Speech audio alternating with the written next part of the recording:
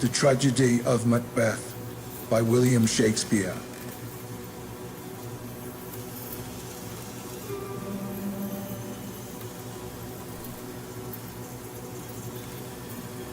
A desert place. The three witches conspire to meet after the battle and confront Macbeth. When shall we three meet again? In thunder, lightning, or in rain? When the hurly-burly's done, when the battle's lost and won. That will be ere the set of sun. Where the place? Upon the heath, There to meet with Macbeth. I come, Grey Malkin. paddock calls. Anon. Fair is foul, and foul is fair. Hover through the fog and filthy air.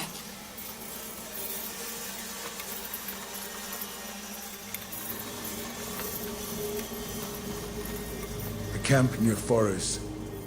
King Duncan receives news from a wounded captain that his army has defeated the rebel invaders. He learns of Macbeth's heroic efforts on the battlefield. Duncan orders the Thane of Cawdor to be executed for treason. Doubtful it stood, as two spent swimmers that do cling together and choke their art.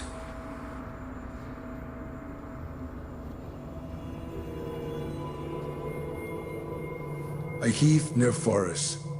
Enter Macbeth and Banquo. So foul and fair a day I have not seen. How far is it called to Forres? Enter three witches. What are these so withered and so wild in their attire that look not like the inhabitants of the earth and yet are on it? Live you, or are you aught that man may question? You seem to understand me by each at once her choppy finger laying upon her skinny lips. You should be women, and yet your beards forbid me to interpret that you are so. Speak, if you can. What are you? All hail Macbeth. Hail to thee, Thane of Glamis. All hail Macbeth, hail to thee, Thane of Cawdor. All hail Macbeth, thou shalt be king hereafter. Good sir, why do you start and seem to fear things that do sound so fair? In the name of truth, are ye fantastical, or that indeed which outwardly ye show? My noble partner, you greet with present grace and great prediction of noble having and of royal hope, that he seems rapt withal. To me you speak not. If you can look into the seeds of time and say which grain will grow and which will not, speak then to me, who neither beg nor fear your favors nor your hate. Hail. Hail, Hail, Lesser than Macbeth, and greater. not so happy, yet much happier. thou shalt get kings, though thou be none. So all hail Macbeth and Banquo. Banquo and Macbeth, all hail. The witches vanish. Stay, you imperfect speakers. Tell me more. By Sinel's death I know I'm Thane of Glamis, but how of Cawdor? The Thane of Cawdor lives, a prosperous gentleman, and to be king lies not within the prospect of belief, no more than to be Cawdor. Say from whence you owe this strange intelligence, or why upon this blasted heath you stop our way with such prophetic greeting. Speak, I charge you.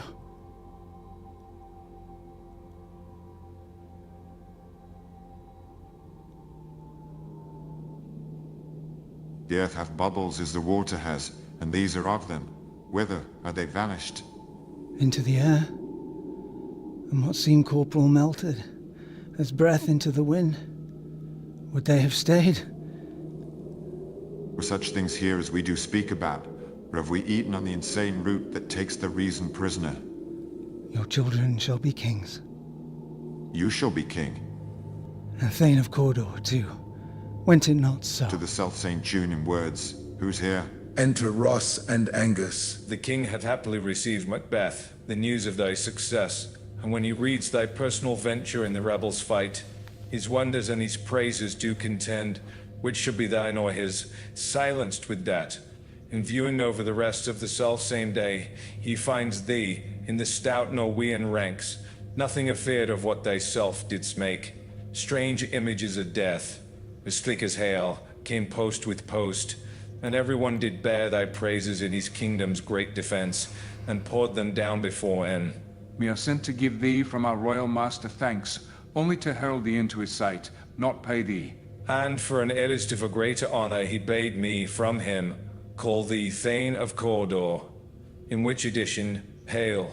Most worthy Thane, for it is thine. What, can the devil speak true? The Thane of Cawdor lives. Why do you dress me in borrowed robes? Who was the Thane lives yet, but under heavy judgment bears that life which he deserves to lose. Whether he was combined with those of Norway, or did line the rebel with hidden help and vantage, or that with both he labored in his country's wreck, I know not. But treason's capital, confessed and proved, have overthrown him.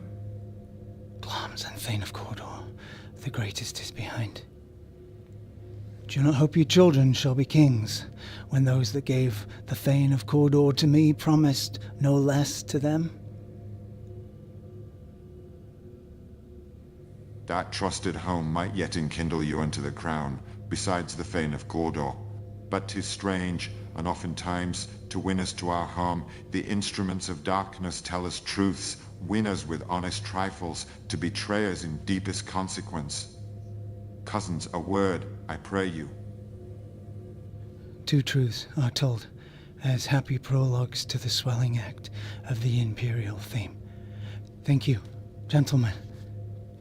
This supernatural soliciting cannot be ill, cannot be good. If ill, why hath it given me earnest of success, commencing in a truth? I am Thane of Cawdor. If good, why do I yield to that suggestion, whose horrid image doth unfix my hair, and make my seated heart knock at my ribs against the use of nature? Present fears are less than horrible imaginings. My thought, whose murder yet is but fantastical, shakes so my single state of man, that function is smothered in surmise, and nothing is but what is not.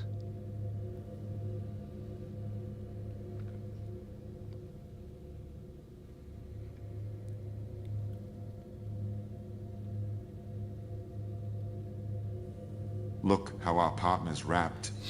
If chance would have me king, why chance may crown me without my stir. New horrors come upon him. Like our strange garments, cleave not to their mold, but with the aid of use. Come what come may, time and the hour runs through the roughest day. Worthy Macbeth, we stay upon your leisure. Give me your favor. My dull brain was wrought with things forgotten. Kind gentlemen, your pains are registered where every day I turn the leaf to read them. Let us toward the king. Think upon what hath chanced, and at more time, the interim having waited, will speak our free hearts, each to other. Very gladly. Till then, enough.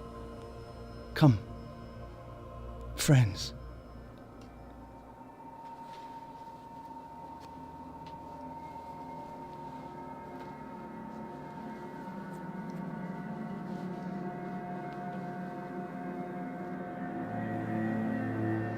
For us, the palace. O worthiest cousin, the sin of my ingratitude even now was heavy on me. Thou art so far before that swiftest wing of recompense is slow to overtake thee. Would thou hast less deserved, that the proportion both of thanks and payment might have been mine. Only I have left to say, more is thy due than more than all can pay. The service and the loyalty I owe in doing it pays itself. Your Highness's part is to receive our duties, and our duties are to your throne, and state children, and servants, which do but what they should, by doing everything safe, toward your love and honour. Welcome hither. I have begun to plant thee and will labour to make thee full of growing. Noble Banquo, thou hast no less deserved, nor must be known no less to have done so. Let me unfold thee and hold thee to my heart. There if I grow, the harvest is your own. If my plenteous joys, wanton in fullness, seek to hide themselves in drops of sorrow. Sons, kinsmen, thanes, and you whose places are the nearest, know, we will establish our estate upon our eldest, Malcolm, whom we name hereafter the Prince of Cumberland, which honor must not unaccompanied invest him only, but signs of nobleness, like stars, shall shine on all deservers, from hence to Inverness, and bind us further to you. The rest is labor which is not used for you. I'll be myself the harbinger, and make joyful the hearing of my wife with your approach. So humbly take my leave. My worthy Cawdor. The Prince of Cumberland. That is a step on which I must fall down, or else overleap, for in my way it lies. Stars, hide your fires. Let not light see my black and deep desires. The eye, wink at the hand, yet let that be, which the eye fears, when it is done, to see. Exit Macbeth. True, worthy Banquo, he is full so valiant, and in his commendations I am fed. It is a banquet to me. Let's after him, whose care is gone before to bid us welcome. It is a peerless kinsman.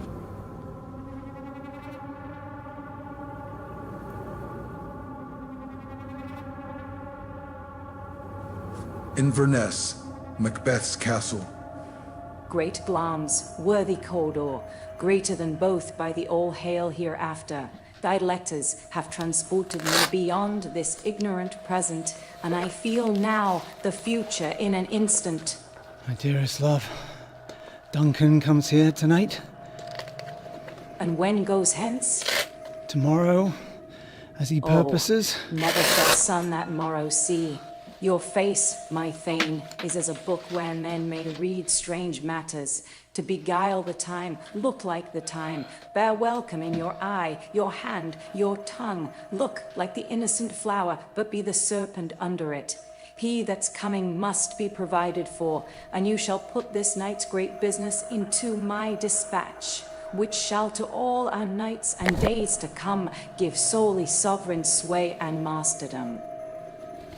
We will speak further. Only look up clear. To alter favor ever is to fear. Leave all the rest to me.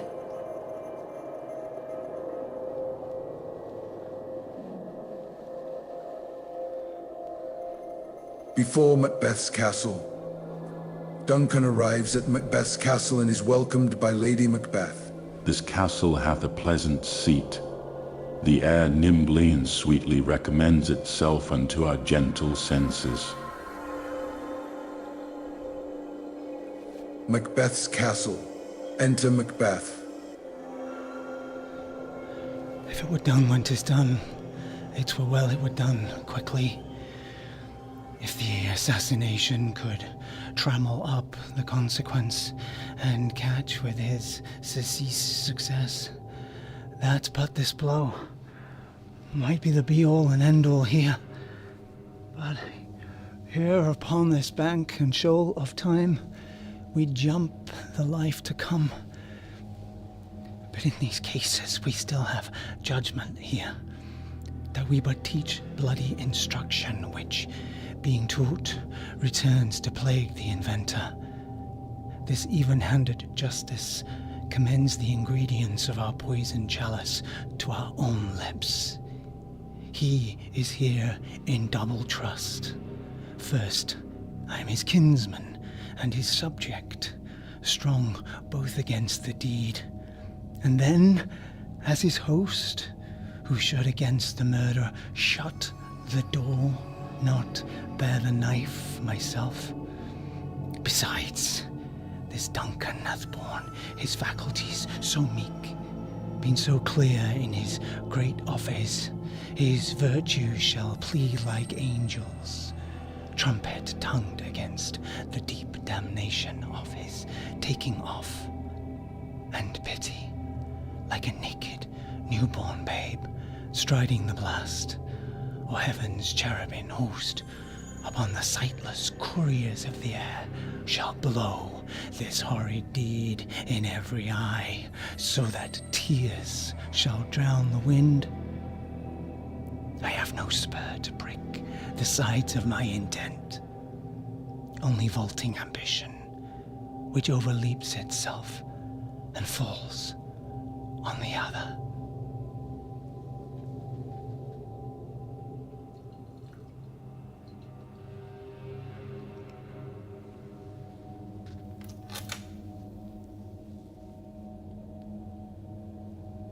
Enter Lady Macbeth. Oh no. What news? He has almost supped. Why have you left the chamber? Hath he asked for me? Know you not he has? We will proceed no further in this business. He hath honoured me of late, and I bought golden opinions from all sorts of people, which would be worn now in their newest gloss, not cast aside so soon. Was the hope drunk, wherein you dressed yourself? Hath it slept since, and wakes it now to look so green and pale at what he did so freely? From this time such I account thy love. Art thou afeard to be the same in thine own act and valour as thou art in desire? Wouldst thou have that which thou esteemest the ornament of life, and live a coward in thine own esteem, letting I dare not wait upon, I would, like the poor cat in the adage? Peace. I dare do all that may become a man. Who dares do more is What none. beast was it then that made you break this enterprise to me? When you durst do it, then you were a man, and to be more than what you were, you would be so much more the man. Nor time, nor place did then adhere, and yet you would make both. They have made themselves, and that their fitness now does unmake you. I have given suck, and know how tender it is to love the babe that milks me. I would, while it was smiling in my face, have plucked my nipple from his boneless gums and dashed the brains out, had I so sworn as you have done to this. If we should fail. But screw your courage to the sticking place, and will not fail. When Duncan is asleep, where to the rather shall his hard day's journey soundly inviting, his two chamberlains will I with wine and wassail so convince that memory, the warder of the brain, shall be a fume, and the receipt of reason a limbeck only. When in swinish sleep their drenched natures lie as in a death, what cannot you and I perform upon the unguarded Duncan? What not put upon his spongy officers, who shall bear the guilt of our great quell? Bring forth men children only, for thy undaunted metal should produce nothing but males. Will it not be received when we've marked with blood those sleepy two of his own chamber, and used their very daggers that they have done it? Who dares receive it other, as we shall make our grease and clamour roar upon his death? And settled, and bend up each corporal agent to this terrible feat. Away and mock the time with fairest show. False face must hide what the false heart doth know.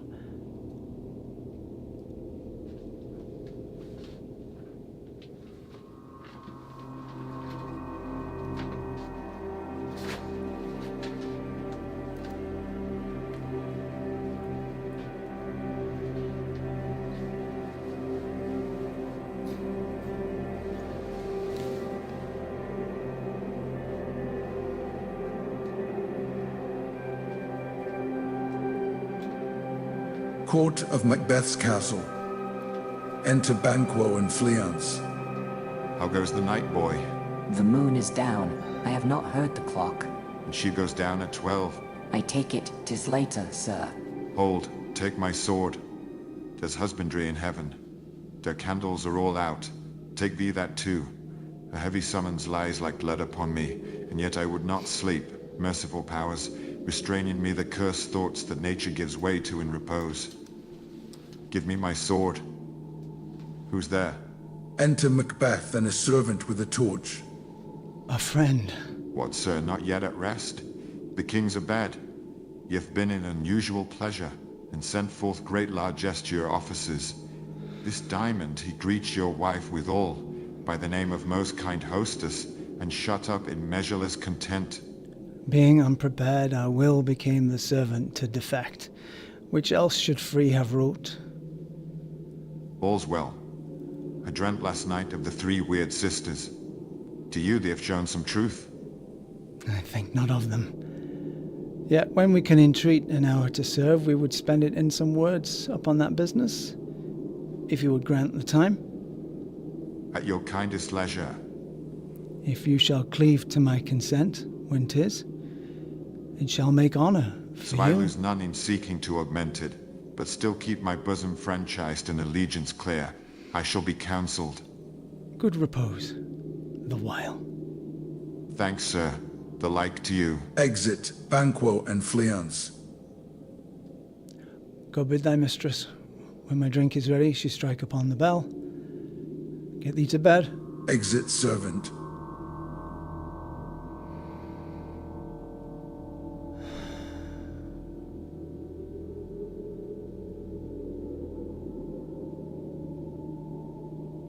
Is this a dagger, which I see before me? The handle toward my hand. Come, let me clutch thee. I have thee not, and yet I see thee still. Art thou not fatal vision, sensible to feeling, as to sight? Or art thou but a dagger of the mind, a false creation, proceeding from the heat oppressed brain? Thou marshals me the way I was going, and such an instrument I am to use? Mine eyes are made the fools of the other senses, or else worth all the rest. I see thee still, and on thy blade and dudgeon gouts of blood which were not thus before. There's no such thing. It's the bloody business which informs thus to mine eyes. Now, over the one-half world, nature seems dead, and wicked dreams abuse the curtained sleep. Witchcraft celebrates, pale Hecate's offering, and withered murder, alarmed by his sentinel, the wolf, who howls his watch thus with his stealthy pace, with Tarquin's ravishing stride, toward his design, moves like a ghost. Thou sure and firm set earth, hear not my steps, which way they walk, for fear the very stones prate of my whereabouts, and take the present horror from the time which now suits with it. Whilst I threat he lives, words to the heat of deeds too cold breath gives. I go, and it is done. The bell invites me. Hear it not, Duncan, for it is a knell that summons thee to heaven, or to hell.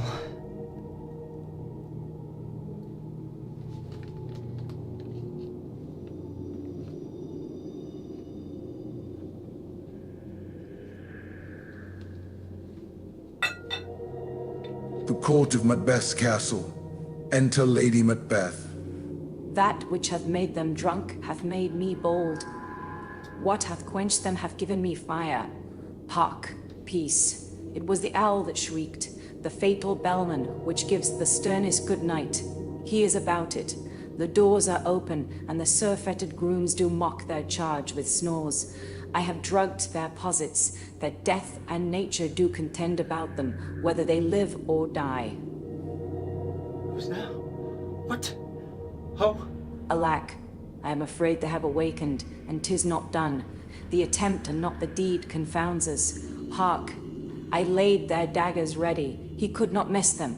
Had he not resembled my father as he slept, I had done it. Enter Macbeth. My husband. I've done the deed.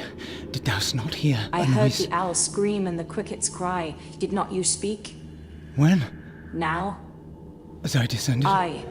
Hark, who lies in the second chamber? Donalbain. This is a sorry A foolish sight. thought to say a sorry sight. There's one did laugh in his sleep, and one cried murder, that they did wake each other. I stood and heard them, but they did say their prayers and address them again to sleep. There are two lodged together.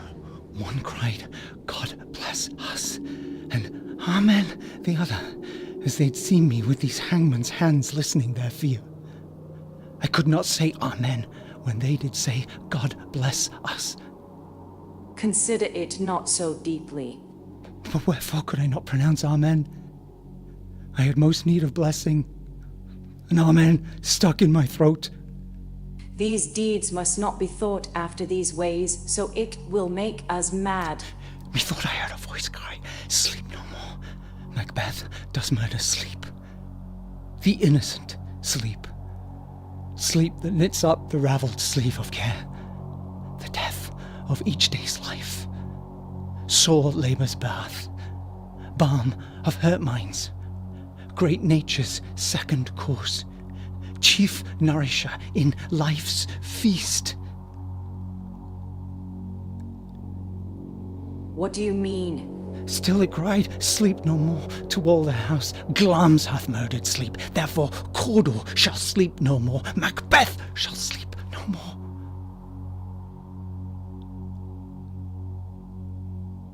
Who was it that thus cried? Why, worthy Thane, do you unbend your noble strength to think so brain-sickly of things? Go get some water, and wash this filthy witness from your hand. Why did you bring these daggers from the place? They must lie there. Go carry them, and smear the sleepy grooms with blood. I'll go no more. I'm afraid to think what I have done. Look on it again. I dare not. Infirm of purpose, give me the daggers. The sleeping and the dead are but as pictures. 'Tis the eye of childhood that fears a painted devil. If he do bleed, I'll gild the faces of the grooms withal, for it must seem their guilt. Exit Lady Macbeth. Whence is that knocking? How is it with me when every noise appalls me? What hands are here? They pluck out mine eyes. Will all great Neptune's ocean wash this blood clean from my hands? No, this my hand will rather the multitudinous seas incarnadine, making the green one red. Re-enter Lady Macbeth. My hands are of your color, but I shame to wear a heart so white. I hear a knocking at the south entry. Retire we to our chamber. A little water clears us of this deed. How easy is it then your constancy have left you unattended? Hark, more knocking. Get on your nightgown, lest occasion call us and show us to be watchers. Be not lost so poorly in your thoughts. To know my deed, 'twere best not know myself. Wake, Duncan, with thy knocking, I would. Thou couldst.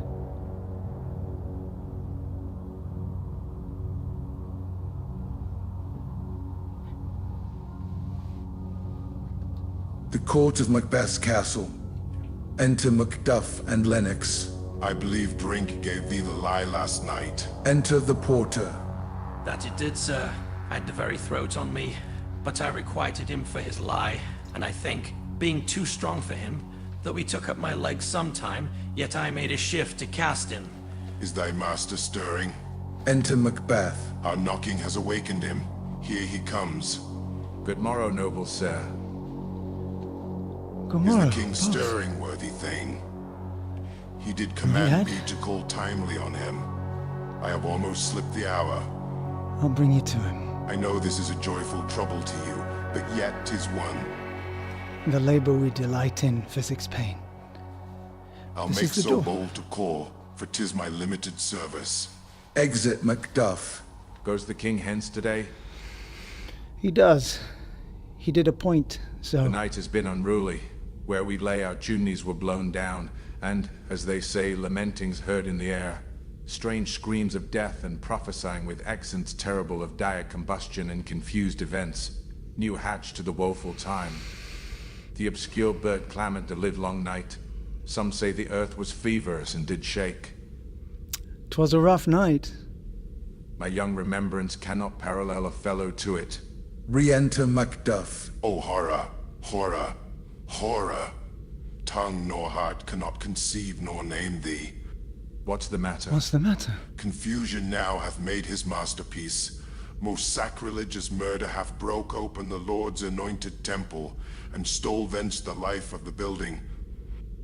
What's that you say? The life? Mean you, His Majesty? Approach the chamber, and destroy your sight with a new Gorgon.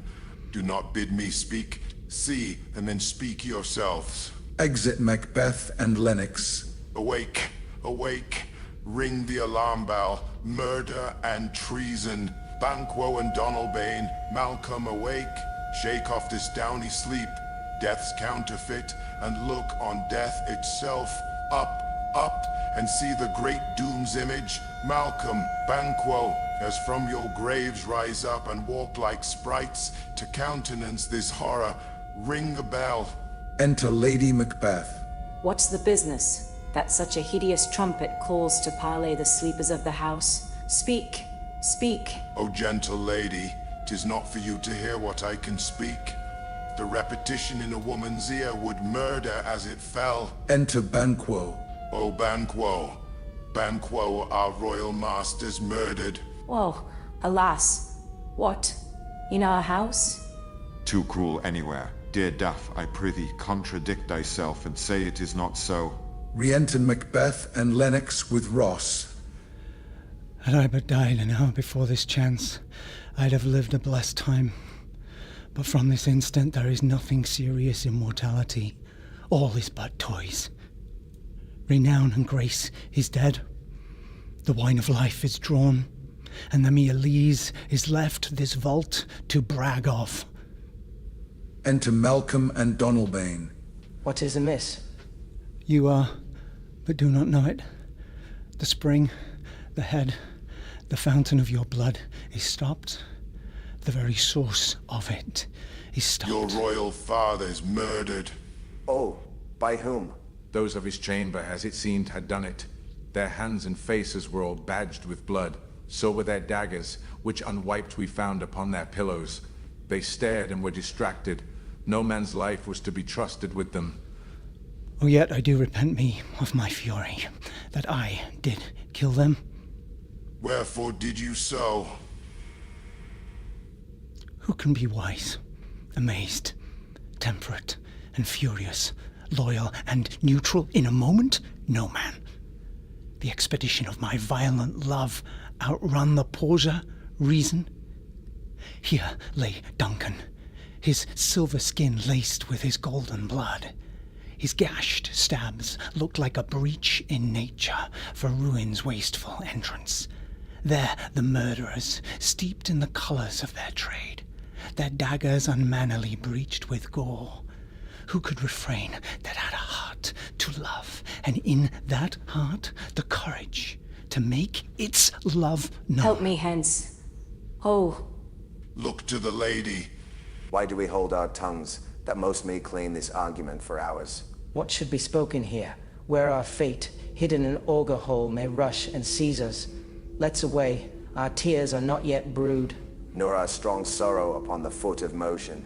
Look to the lady. Lady Macbeth is carried out.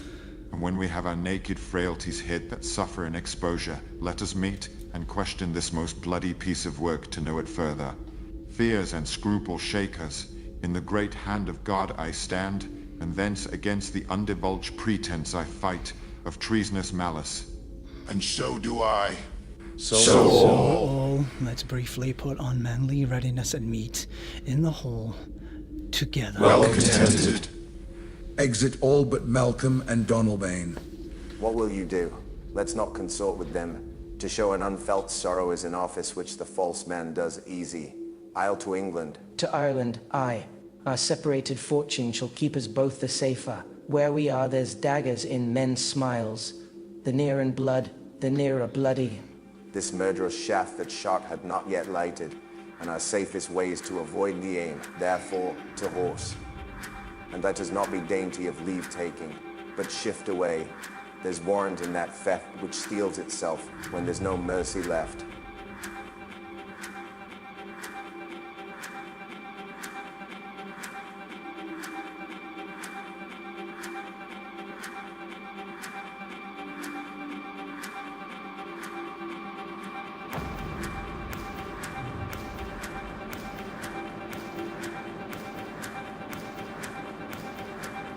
Outside Macbeth's castle, Ross and an old man discuss the ominous happenings of the last few days. Macduff greets them with news that Macbeth has been named king. Suspicion of Duncan's murder falls on his sons Malcolm and Donalbain, who have left the country. Malcolm and Donalbain, the king's two sons, are stolen away and fled, which puts upon them suspicion of the deed. Forres, the palace. Enter Banquo. Thou hast it now, King Cordo Glams, all as the weird women promised. And I fear thou played most foully for it.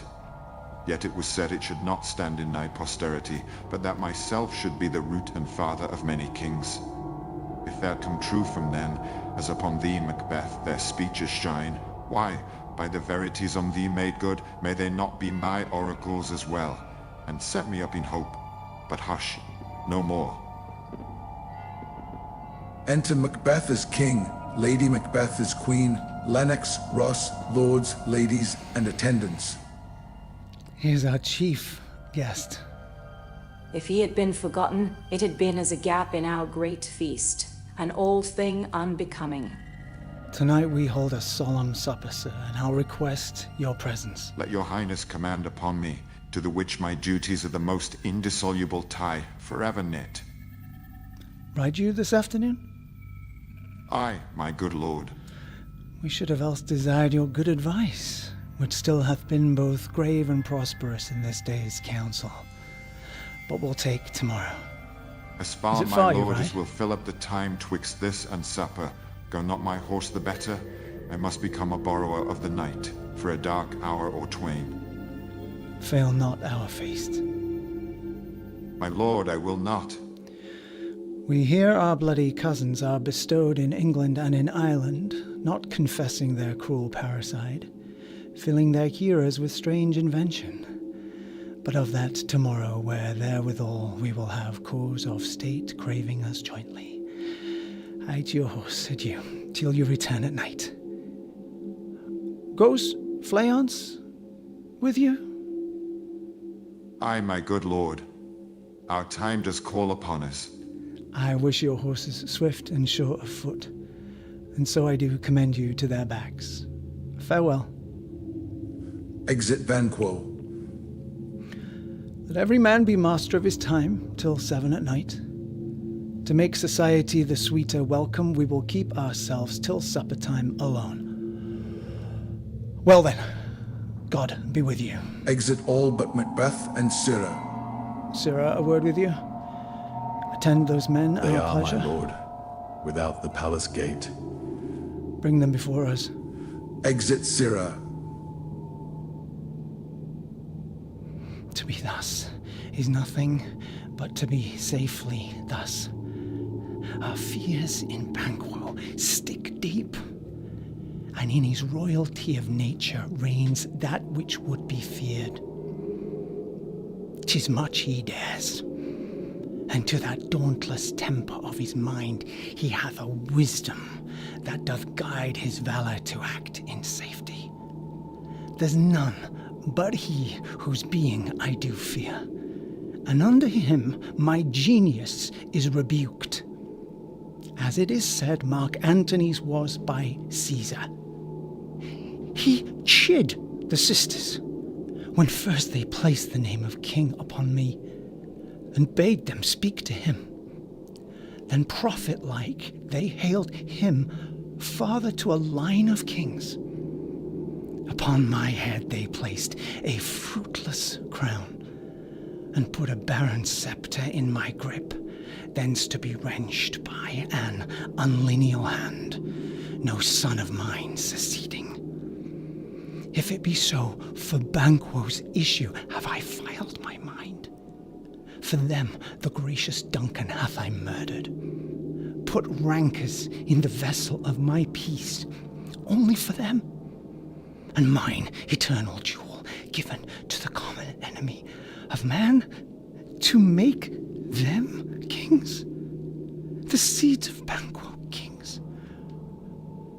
Rather than so come fate into the list, and champion me to the utterance.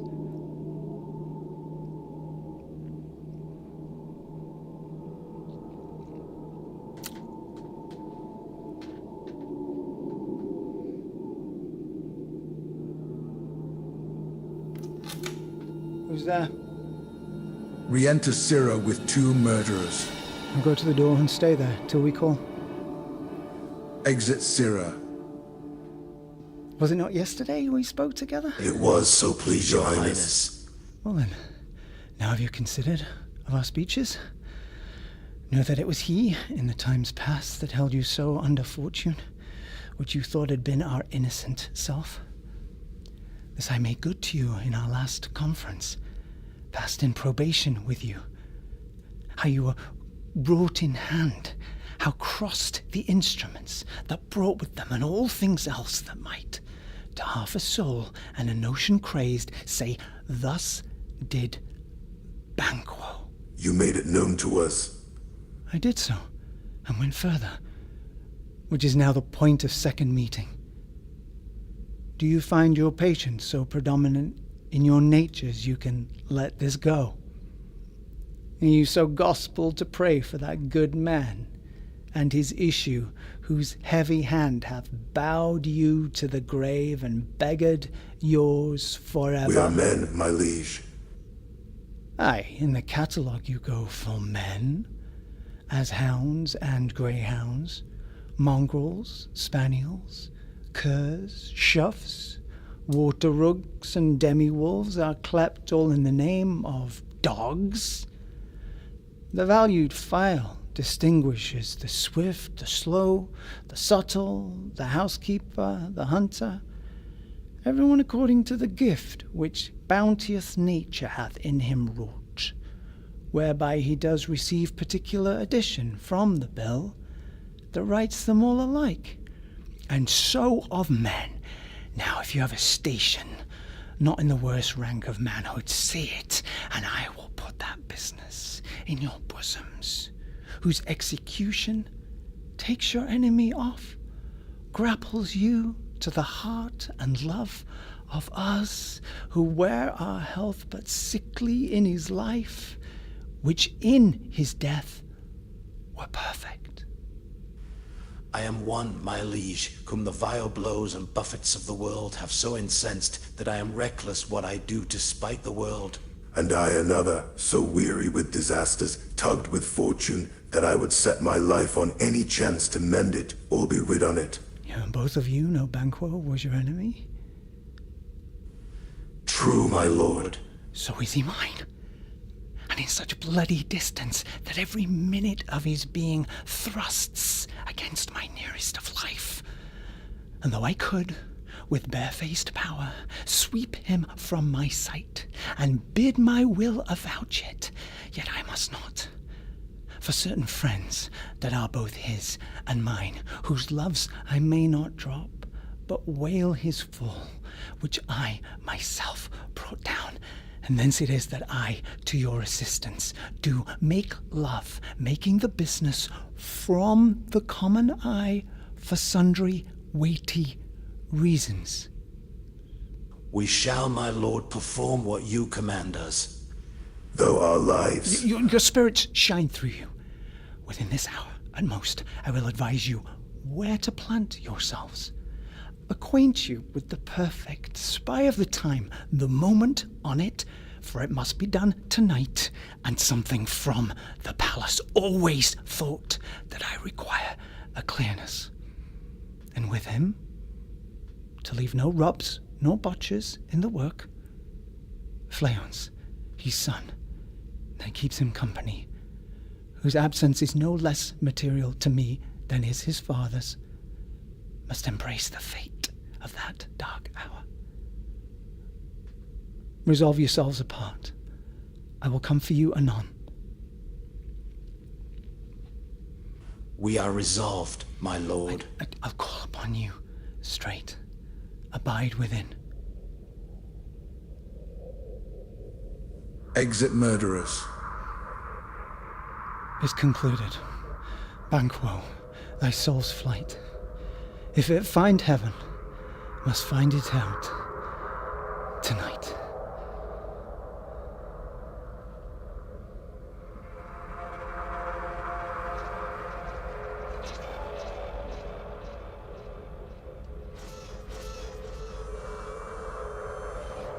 The palace. Enter Lady Macbeth and a servant. Is Banquo gone from court? Aye, madam, but returns again tonight. Say to the king I would attend his leisure for a few words. Madam, I will. Exit servant. Naught's hard all spent, where our desire is got without content. 'Tis safer to be that which we destroy, than by destruction dwell in doubtful joy. Enter Macbeth. How now, my lord? Why do you keep alone? Of sorriest fancies your companions making, using those thoughts which should indeed have died with them they think on. Things without all remedy should be without regard. What's done is done. We've scorched the snake, not killed it. She'll close and be herself, whilst our poor Malice remains in danger of her former tooth. But let the frame of things disjoint. Both the worlds suffer ere we will eat our meal in fear and sleep in the affliction of these terrible dreams that shake us nightly. Duncan is in his grave. After life's fitful fever he sleeps well. Treason has done his worst, nor steel, nor poison, malice, domestic, foreign, levy, nothing can touch him further.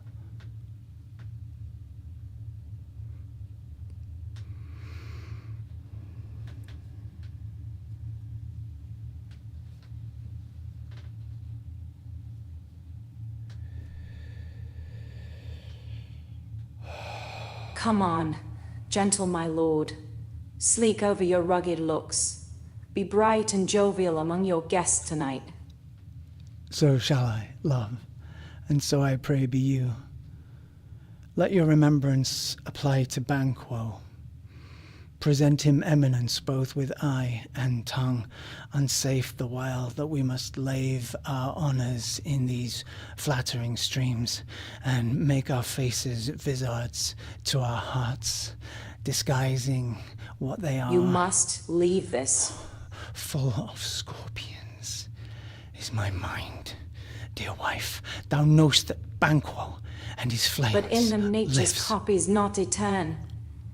There's comfort yet. They are assailable. Then be thou jocund.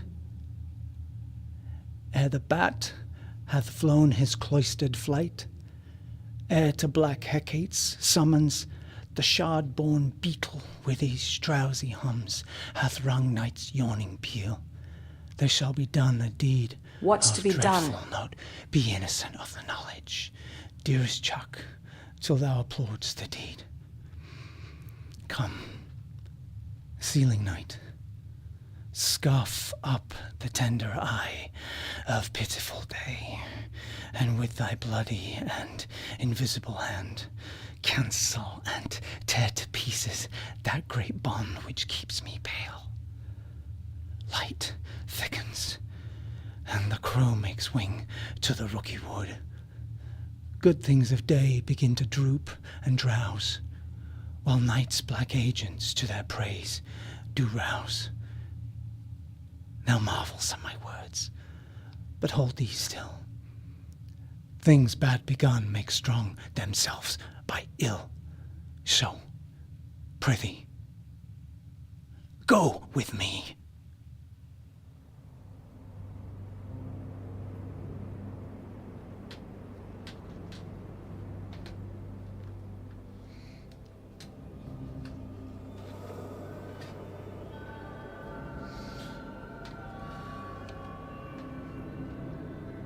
A park near the palace. The murderers kill Banquo, but his son Fleance escapes. O treachery, fly, good Fleance, fly, fly, fly, thou mayest revenge, O slave.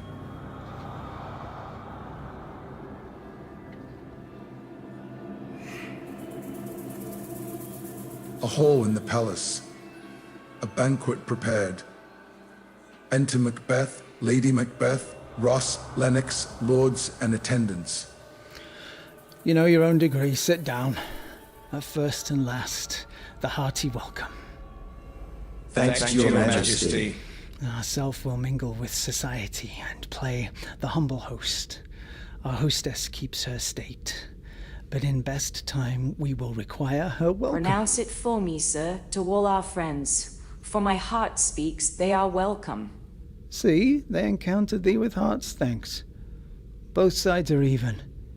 Here I'll sit in thy midst, be large in mirth. Anon we'll drink and measure the table round. First murderer appears at the door. There's blood upon thy face. 'Tis Banquo's then. 'Tis better thee without than he within.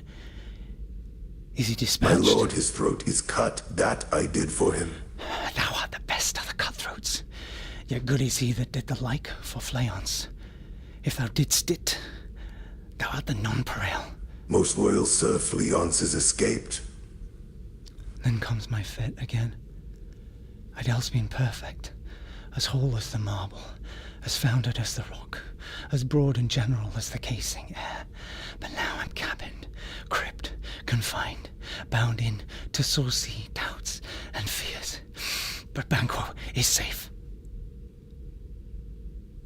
Aye, my good lord, safe in a ditch he bides, with 20 trenched gashes on his head, the least a death to nature. Thanks for that. There the grown serpent lies. The worm that's fled hath nature that in time will venom breed. No teeth for the present. Get thee gone. Tomorrow we'll hear ourselves again. Exit murderer. My royal lord, you do not give the cheer. The feast is sold that is not often vouch, while 'tis a making. 'Tis given with welcome. To feed were best at home. From thence the source to meet is ceremony. Meeting were bare without it. Sweet remembrance, I do forget now. Good digestion, weight on appetite, and health on both. The ghost of Banquo enters and sits in Macbeth's place. May it please your highness, sit. The table's full. Here had we now our country's honour roofed with a grace person of our Banquo present. Who may I rather challenge His for absence, unkindness sir, lays than blame upon pity his for promise. mischance? Please it your highness to grace us with your royal company. I said the table is full. Here is a place reserved, sir. Here, Where? my good lord. What is it that moves your highness? Which of you have done this? What, my good lord? Thou canst not say I did it. Never shake thy glory. looks Gentlemen, at rise. me. His highness is not well. Sit, worthy friends. My lord is often thus, and hath been from his youth. Pray you, keep seat. The fit is momentary. Upon a thought he will again be well. If much you note him, you shall offend him, and extend his passion. Feed, and regard him not. Are you a man? Aye, and a bold one, that dare look on that which might appall the devil. Oh, proper stuff. This is the very painting of your fear. This is the air-drawn dagger which, you said, led you to Duncan. Oh, these flaws and starts, impostors to true fear, would well become a woman's story at a winter's fire, authorized by her grandame. Sheen itself. Why do you make such faces? When all's done, you look but on a stool. Prithee, see, there, behold, look. Lo, how say you? Why, what care I, if thou canst not speak too? If charnel houses in our graves must send those that we bury back, our monuments shall be the moors of kites. The ghost of Banquo vanishes. What? Quite a man in folly. What's so being gone? I am a man Fie again. for shame. Blood hath been shed ere now, in the olden times. Their humane statute purged the gentle wheel. Aye, and since too, murders have been performed too terrible for the ear. The time has been when the brains were out, the man would die, and there an end. But now, they rise again, with 20 mortal murders on their crowns, and push us from our stools. This is more strange than such a murder is. My worthy lord, your noble friends do lack you. Do not muse at me, my most worthy friends. I have a strange infirmity, which is nothing to those that know me. Come, love and health to all. Then I'll sit down. Give me some wine. Fill full. Re-enter the ghost of Banquo. I drink to the general joy of the whole table, and to our dear friend Banquo, whom we miss. Would he were here? To all in him we thirst. To all and all. Our duties and the pledge. Avaunt, and quit my sight. Let the earth hide thee. Thy bones are marrowless. Thy blood is cold. Thou hast no speculation in those eyes Think of which this, thou good dost peers, glare but with. as a thing of custom. 'Tis no other. Only it spoils the pleasure of the time. Will man dare, I dare, approach thou like the rugged Russian bear, the armed rhinoceros, or Hyrcan tiger. Take any shape but that, and my firm nerves will never tremble, or be alive again. And dare me to the desert with thy sword. If trembling I inhabit, then protest me the baby of a girl. Hence, horrible shadow, unreal mockery. The ghost of Banquo vanishes. What's so being gone? I am a man again. You have displaced the mirth, broke Sit the still. good meeting with most admired disorder. Can such things be that overcome us like a summer's cloud, without our special wonder? You make me strange, even to the disposition that I owe, when now I think you can behold such sights, and keep the natural beauty of your cheeks, when mine is blanched with fear. What sights, my lord? I pray you, speak not. He grows worse and worse. Question enrages him. At once, good night. Stand not upon the order of your guine, but go at once. Good night, and better health attend his majesty. A kind good night to all.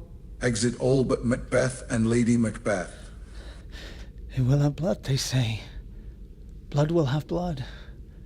Stones have been known to move, and trees to speak. Augurs and understood relations have by maggot pies and chuffs and rooks brought forth the secretest man of blood. What is the night? Almost at odds with morning. Which is which? How sayest thou that Macduff denies his person at our great bidding? Did you send to him, sir? I heard it, by the way, but I will send. There's not a one of them but in his house a servant I keep feed. I will tomorrow, and betimes I will, to the weird sisters. What shall they speak? For now I'm bent to know. By the worst means the worst. For mine own good, all causes shall give way. I am in blood, stepped in so far, that should I wade no more, returning were as tedious as go over. Strange things I have in head, that will to hand, which must be acted, ere they may be scanned. You lack the season of all natures. Sleep. Come, will to sleep. My strange and self-abuse is the initiate fear that wants hard use. We are yet but young, indeed. A heath. Head witch Hecate scolds her 3 underlings for meddling with Macbeth without consulting her, but announces she will take over as supervisor of the mischief. Have I not reason? Beldams as you are, saucy and overbold, how did you dare to trade and traffic with Macbeth in riddles and affairs of death? And I, the mistress of your charms, the close contriver of all harms, was never called to bear my part or show the glory of our art.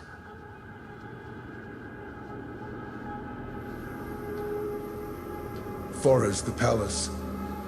Lennox and another lord suspect Macbeth in the murders of Duncan and Banquo. Macduff and Malcolm flee to England to gain support for an invasion to oust Macbeth. My former speeches have but hit your thoughts, which can interpret further. Only I say, things have been strangely born.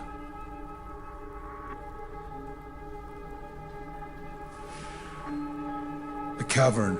In the middle, a boiling cauldron. Enter the three witches. Double, double, toil and trouble, fire burn and cauldron bubble. By the pricking of my thumbs, something wicked this way comes. Open locks, whoever knocks. Enter Macbeth. Oh no, you secret, black, and midnight hags. What is it you do? A deed without a name. I conjure you by that which you profess. However you come to know it, answer me. Though you untie the winds and let them fight against the churches. Though the yeasty waves confound and swallow navigation up. Though bladed corn be lodged and trees blown down. Though castles topple on their warders' heads. Though palaces and pyramids do slope their heads to their foundation. Though the treasure of nature's germ tumble altogether, even till destruction sicken. Answer me to what I ask you.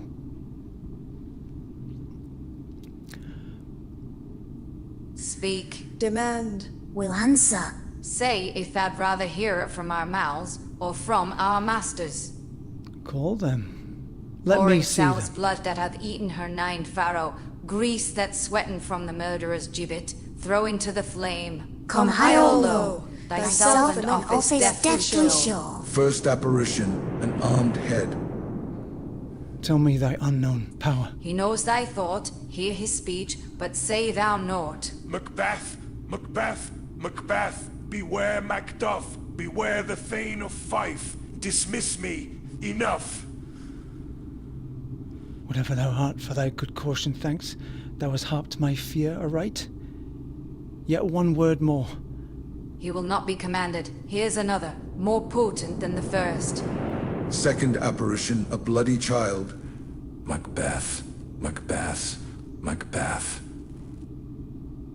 If had I 3 Be ears, I'd bloody, hear thee. bold, and resolute. Laugh to scorn the power of man, for none of woman born shall harm Macbeth. Then live Macduff. What need I fear of thee? But yet I'll make assurance, double sure, and take a bond of fate. Thou shalt not live that I may tell pale-hearted fear it lies, and sleep in spite of thunder. Third apparition, a child crowned with a tree in its hand. What is this that rises like the issue of a king, and wears upon his baby brow the round and top of sovereignty? Listen, but speak not to it.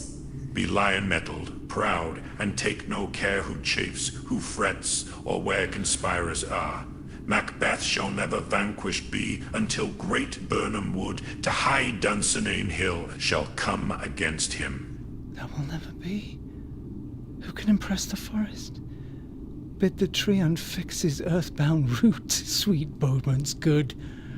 Rebellious dead rise never till the wood of Burnham rise, and a high place Macbeth shall live the lease of nature, pay his breath to time and mortal custom. Yet my heart throbs to know one thing. Tell me if your art can tell so much. Will Banquo's issue ever reign in this kingdom? Seek to know no more. I will be satisfied.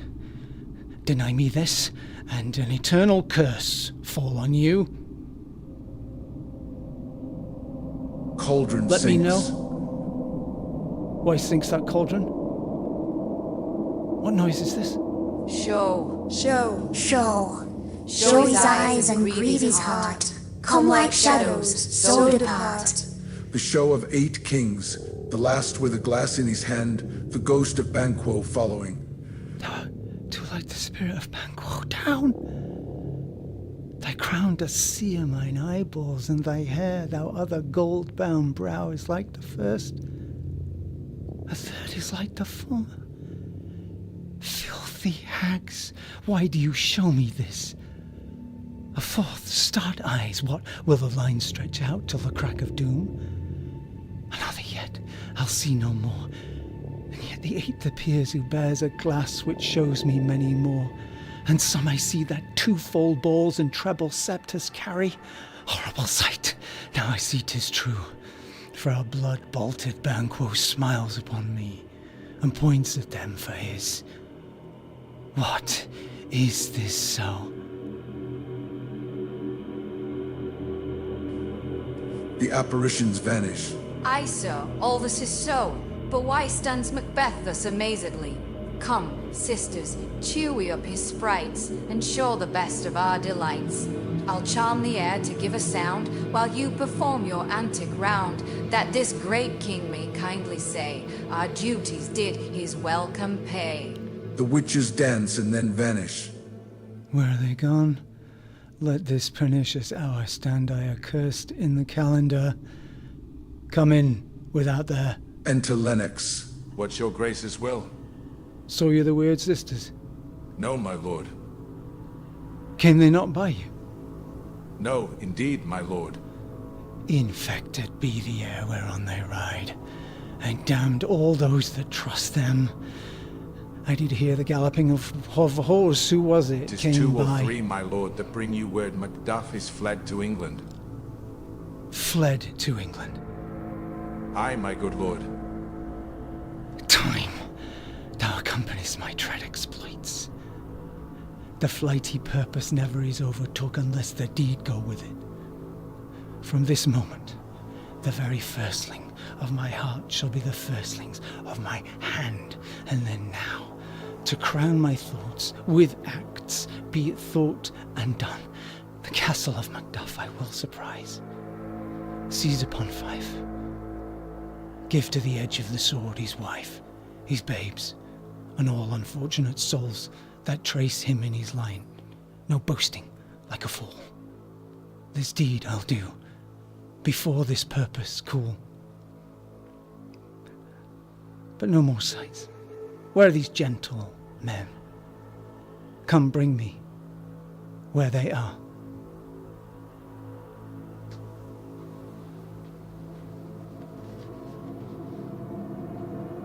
Fife, Macduff's castle. Lady Macduff and family are murdered in their home. What had he done to make him fly the land? You must have patience, madam. He had none. His flight was madness. When our actions do not, our fears do make us traitors.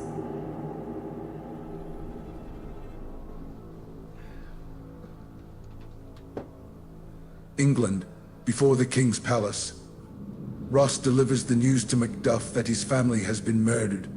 Malcolm urges Macduff to return home with an army and exact his revenge on Macbeth. I think our country sinks beneath the yoke. It weeps, it bleeds, and each new day a gash is added to her wounds. Dunsinane, anteroom in the castle. A doctor and gentlewoman discuss Lady Macbeth's descent into madness. While sleepwalking, Lady Macbeth attempts to wash imaginary blood from her hands.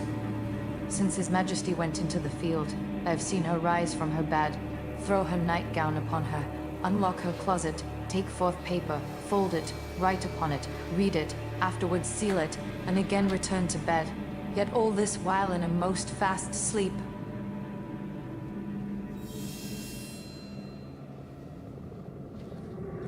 The country near Dunsinane. The invading troops gather outside Macbeth's stronghold and make plans for their attack. Great Dunsinane he strongly fortifies. Some say he's mad. Others that lesser hate him do call it valiant fury. But for certain, he cannot buckle his distempered cause within the belt of rule.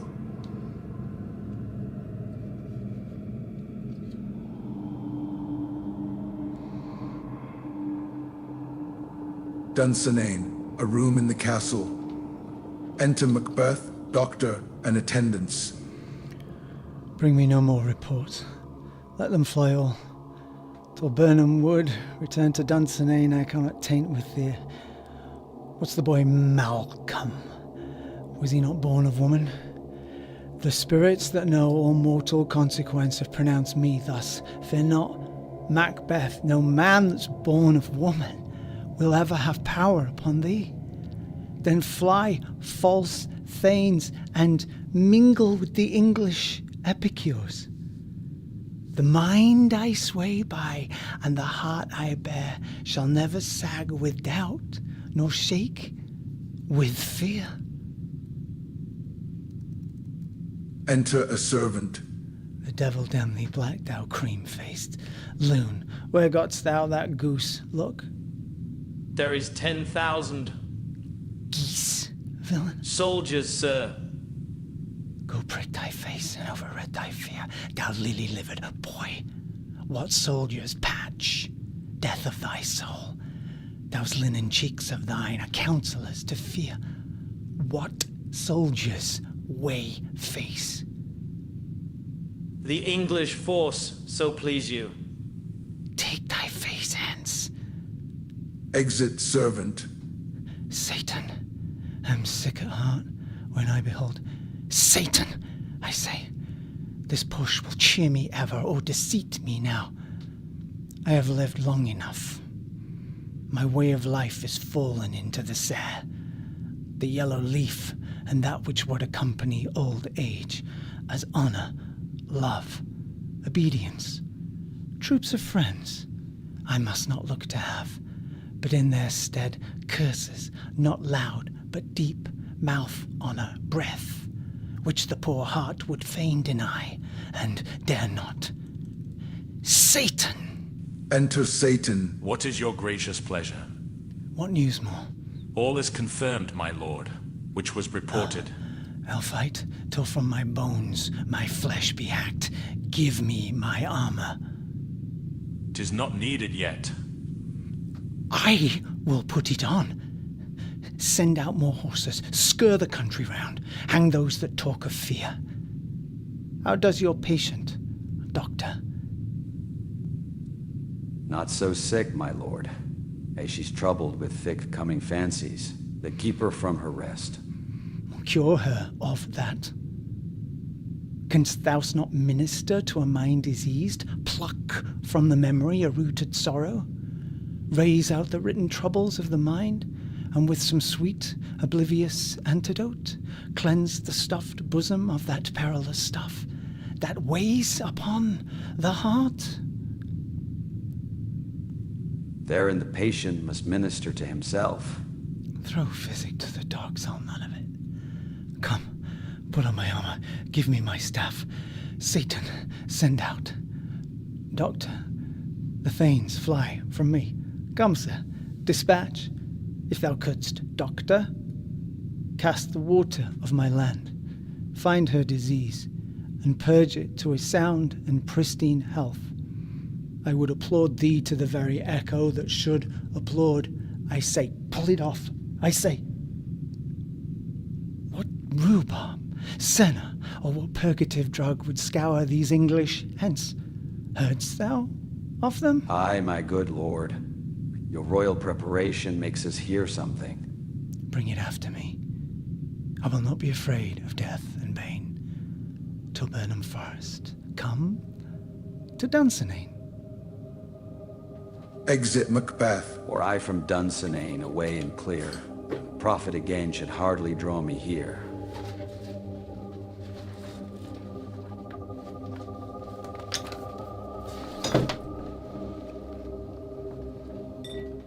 Country near Burnham Wood.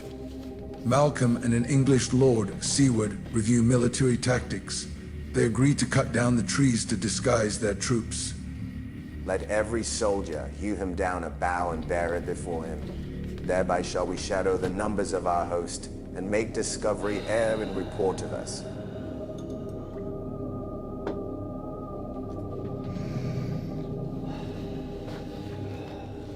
Dunsinane, within the castle. Enter Macbeth, Satan, and soldiers. Hang out our banners on the outward walls. The cry is still they come. Our castle's strength will laugh a siege to scorn. Here, let them lie, till famine and the ague eat them up. Were they not forced with those that should be ours? We might have met them, dareful, beard to beard, and beat them backward home.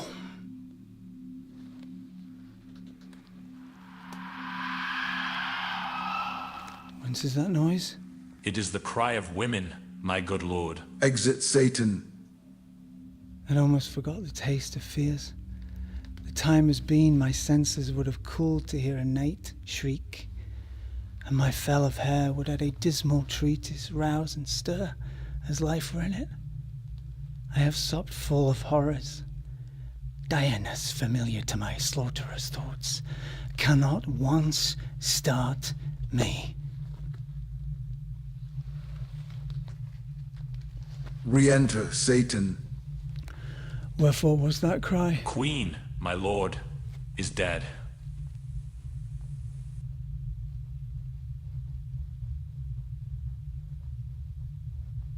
She should have died hereafter.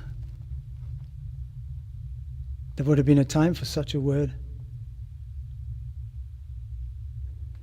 Tomorrow, and tomorrow, and tomorrow creeps in this petty pace from day to day, till the last syllable of recorded time. And all our yesterdays have lighted fools the way to dusty death. Out, out, brief candle. Life is but a walking shadow, a poor player that struts and frets his hour upon the stage, and then is heard no more. It is a tale told by an idiot, full of sound and fury, signifying nothing.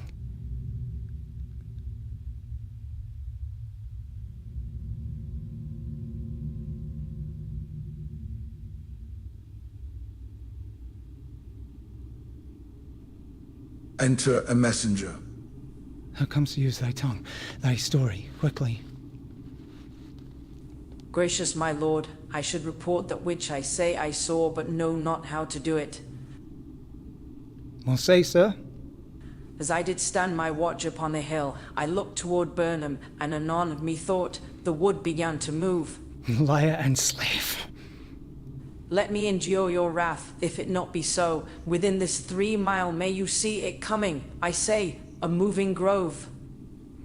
If thou speakest false, if on the first tree shall they hang alive till famine cling thee. If thy speech be sooth, I care not if thou dost for me as much. I pull in resolution and begin to doubt the equivocation of the fiend that lies like truth. Fear not till Burnham Wood do come to Dunsinane, and now a wood comes toward Dunsinane. Arm, and out. If this which ye avouches does appear, there is no flying hence nor tarrying here. I begin to be aweary of the sun, and wish the estate of the world were now undone. Ring the alarm bell, blow wind, come rack.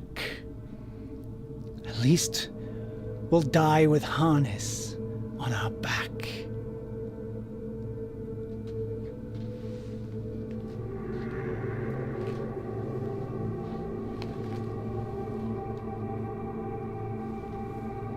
Dunsinane before the castle. Malcolm gives the order to attack. The troops throw down their cover and storm the battlements. Make all our trumpets speak. Give them all breath. Those clamorous harbingers of blood and death.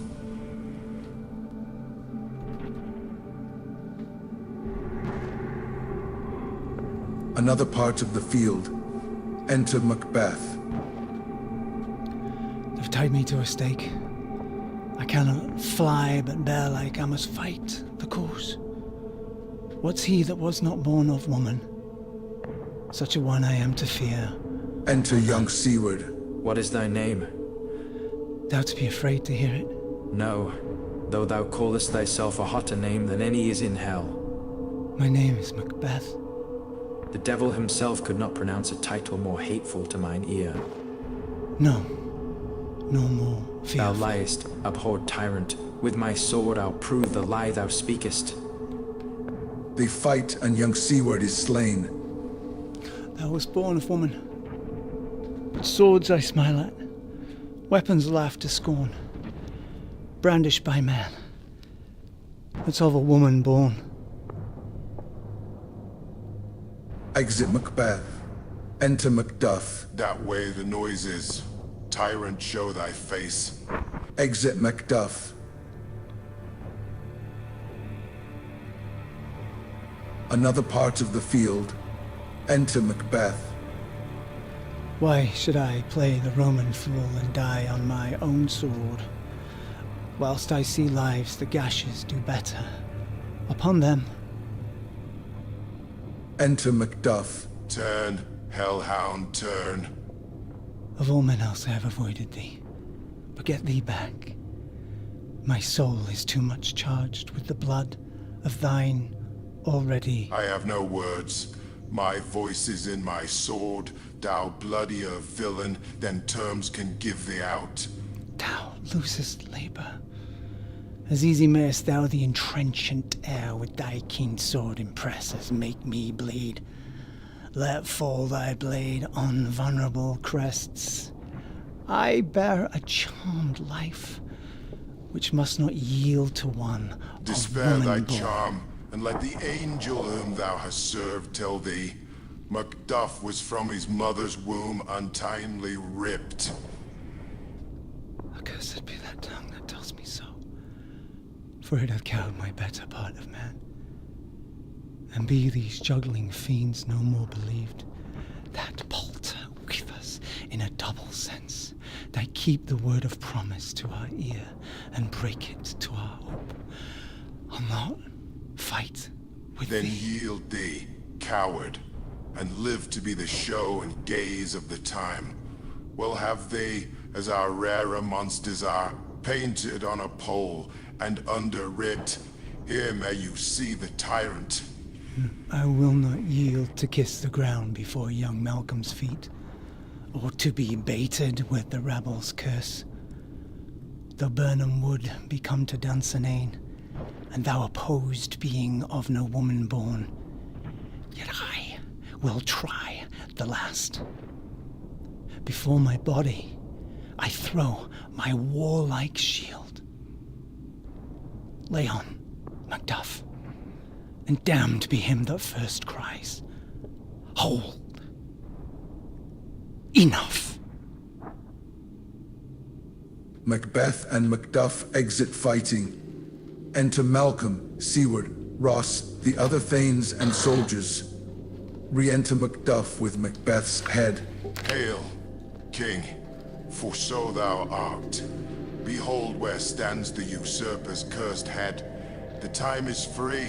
I see thee compass with thy kingdom's pearl, that speak my salutation in their minds, whose voices I desire aloud with mine. Hail, King of Scotland! Hail, King of Scotland!